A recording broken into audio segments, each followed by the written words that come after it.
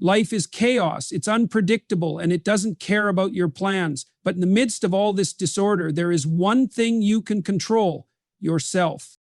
People think prioritizing themselves is selfish. They say, I have responsibilities, I have people to take care of. Well, let me tell you something. If you're a wreck, you're not helping anyone. If you're exhausted, bitter, or lost, what exactly do you think you're offering to the world? You can't lift others when you can't even stand. You can't fix a crumbling foundation by ignoring it. That's why you start with you. You become someone strong, disciplined, and capable. Then and only then can you extend that strength to others. So how do you do it? You take responsibility. You stop making excuses. You set your own standards. No one is coming to save you. No one will do the work for you. And if you think the world will reward you for putting yourself last, you're in for a rude awakening. Get your life in order, wake up on time, eat properly, exercise, think critically, speak the truth. If you don't have a plan, you'll become a pawn in someone else's, and you don't want that. When you prioritize yourself, the world falls into place, not because the world changes, but because you become the kind of person who can handle it. And that's how you win. If you are barely holding yourself together, you are in no position to lift others. This is something people refuse to accept because it forces them to confront a difficult truth. Neglecting yourself in the name of helping others is not noble. It's self-sabotage. It's a lie that allows people to avoid responsibility for their own well-being while disguising it as virtue. You see this everywhere. Parents who claim they sacrifice everything for their children while growing resentful and bitter. Professionals who burn themselves out to prove their dedication only to become ineffective. Friends who are always available to help others yet struggle with their own chaos. They believe they are doing the right thing, but in reality, they are slowly unraveling. If your life is in chaos, the only person who can fix it is you. No one is coming to rescue you. No one is going to wake you up early in the morning and tell you to work harder. No one is going to force you to stop making bad choices. That is your job. And as soon as you accept that, you gain control. Because if you are the reason things are going wrong, then you are also the one who can make them right. That is a powerful realization. Taking responsibility means recognizing that your actions, thoughts, and habits determine the course of your life. It means accepting that even when bad things happen, things that are truly outside of your control, you still have a choice in how you respond. You cannot control the economy, but you can control how you manage your money. You cannot control how others treat you, but you can control how you react. You cannot control everything that happens to you, but you can always control what you do next, and that is what matters. Most people wait for the perfect conditions before taking action. They say they'll start working harder when they feel more motivated. They'll take their health seriously when they have more time. They'll improve their relationships when the other person changes. But that day never comes. Because responsibility doesn't wait for ideal conditions. You must take responsibility now. In the middle of the mess, in the middle of your struggles, in the middle of your doubts, that is the only way forward. Some people resist responsibility because they believe it comes with too much pressure. They don't want to be the one in charge of their own fate because that means they also have to own their failures.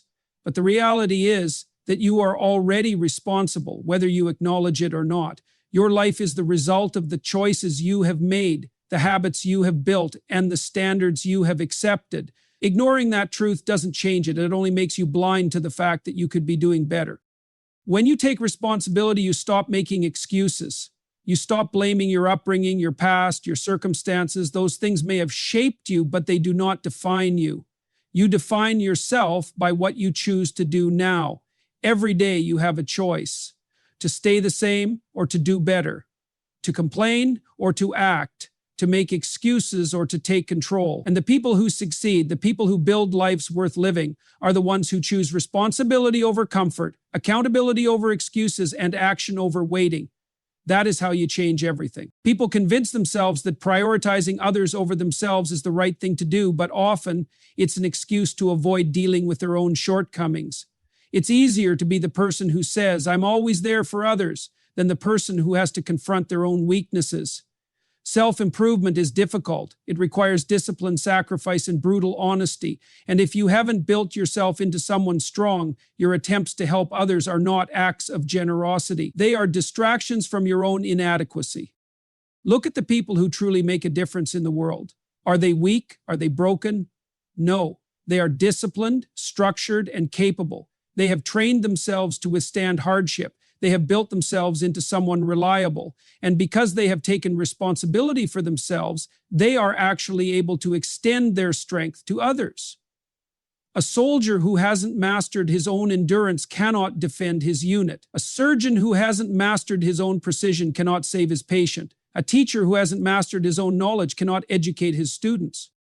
If you want to be useful to others, you have to be strong first. That means maintaining your health, physical, mental, and emotional. It means having control over your time and your actions. It means being able to handle stress without breaking down. If you are constantly exhausted, constantly overwhelmed, constantly unstable, you are not helping anyone. And the worst part? The people who depend on you will feel it. Children can sense when their parents are stressed and unhappy, no matter how much they try to hide it. Employees can tell when their manager is overwhelmed and losing control. Friends can see when you are spreading yourself too thin, even if you keep pretending you're fine. The solution is not to abandon others, but to recognize that you cannot pour from an empty cup. You must be your own foundation. If that means saying no more often, then say no. If that means setting boundaries, then set them. If that means taking time to rest, to learn, to grow, then do it. Because the alternative is burnout, resentment, and eventual failure. People often mistake self-care for selfishness, but those who neglect themselves for the sake of others almost always end up bitter, exhausted, and ineffective. You must become someone who can be relied upon, and that starts with putting yourself in order. If you are constantly in a state of crisis, you will never be able to provide stability for others. If you are weak, your attempts to support others will be weak. But if you are strong, if you are disciplined, prepared, and capable, then your strength will become a real force for good. Only then will your efforts to help others actually matter. Taking responsibility is the first step toward building a meaningful and successful life. It is the foundation upon which everything else rests. Without it, nothing you do will matter, because you will always be at the mercy of external forces, blaming circumstances, other people, or bad luck for your failures. The moment you decide to take responsibility for yourself, everything changes. It doesn't mean that life becomes easy, but it means that you are no longer a passive participant in your own existence. You become the one steering the ship, not the one being tossed around by the waves. If you don't have a plan for your life, someone else will use you as a piece in theirs. That is an undeniable reality. The world is full of people who have ambitions, objectives, and strategies. And if you don't have your own direction, you will inevitably become a tool for someone else's. That is not always malicious. Many people simply act in their own best interests. And if you don't define your own goals, you will be swept along by the agendas of those who do. Employers have their plans. Corporations have their plans. Governments have their plans. And if you don't take charge of your own path, you will be shaped by forces that do not prioritize your well-being or success. Most people drift through life without a clear vision of what they want. They wake up, go to work, follow routines, and obey expectations without ever questioning where they are headed. They respond to the needs of others, reacting rather than acting, and they mistake movement for progress. But there is a difference between being busy and being productive. You can fill your days with activity, responding to emails, completing tasks, and fulfilling obligations, yet still be completely lost because none of it is aligned with your own purpose. That is what happens when you don't have a plan. You become a worker in someone else's system, a replaceable part in a machine designed for their benefit, not yours. Without a plan, your time is not your own. Other people will dictate how you spend your days, what you focus on, and where your energy goes. Your boss will have a plan for you to keep you working hard for the company's success. The media will have a plan for you to keep you engaged in endless distractions that generate profit for them. Advertisers will have a plan for you to keep you consuming products that make them richer while you stay financially stagnant. If you do not actively create a vision for your life, you will passively follow the visions of others, often without even realizing it. People who lack a plan often say they are just going with the flow. They tell themselves that they are being flexible, open-minded, or spontaneous. But the truth is, going with the flow often means floating aimlessly, allowing external circumstances to determine your future. It means being pushed in whatever direction the strongest current is moving. And in a world where powerful entities have clear objectives, that current is rarely in your favor. If you are not intentional about where you are going, you will look back years from now and wonder how you ended up somewhere you never wanted to be. Having a plan does not mean controlling every detail of your life. It means having a direction, a sense of purpose, a framework for decision-making. It means knowing what you are working toward so that when opportunities arise, you can evaluate them based on whether they align with your goals. It means being proactive rather than reactive, setting your own priorities rather than letting them be set for you. A plan gives you power because it allows you to say no to distractions, to obligations that don't serve you, to people who want to use your time for their own gain. The most successful people in the world all have plans. They have goals, strategies, and a clear sense of where they are headed. They do not wait for life to hand them opportunities, they create them. They are not waiting to be chosen or given permission to succeed. They take responsibility for their future. And because they have a plan, they are not easily manipulated, misled, or controlled by those who would prefer them to stay weak and directionless. If you do not take control of your life, someone else will. If you do not set your own course, you will be used to navigate someone else's. That is not a question of if, it is a certainty. The only way to avoid being a pawn in someone else's game is to decide right now that you will take responsibility for your own path, that you will set goals, define priorities, and take deliberate action toward your own vision. Because in the end, either you are in charge of your life or someone else is, and the choice is yours. When you improve, everything around you improves. This is not some abstract idea or motivational cliche. It is a fundamental truth about how life works. People often believe that external circumstances determine their internal state, that if their job were better, their relationships were easier, or their finances were more stable, they would feel happier, more confident, and more at peace. But the reality is the opposite. Your external world is often a direct reflection of your internal state. When you change yourself, you change how you experience life, how others respond to you, and the opportunities that come your way. Most people wait for their environment to change before they do. They think that if only they had the right conditions, then they would become more disciplined, more confident, more successful. But this is backward thinking. Your environment does not change first, you do. And when you take responsibility for your own growth, everything else follows. If you improve your discipline, your work gets better. If you improve your mindset, your challenges become easier to handle. If you improve your emotional intelligence, your relationships become stronger. If you become more knowledgeable, more skilled, and more capable, opportunities that once seemed out of reach begin to present themselves.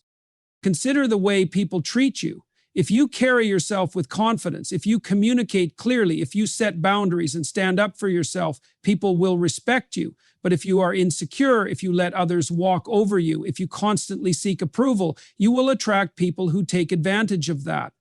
The way others interact with you is often a reflection of what you allow.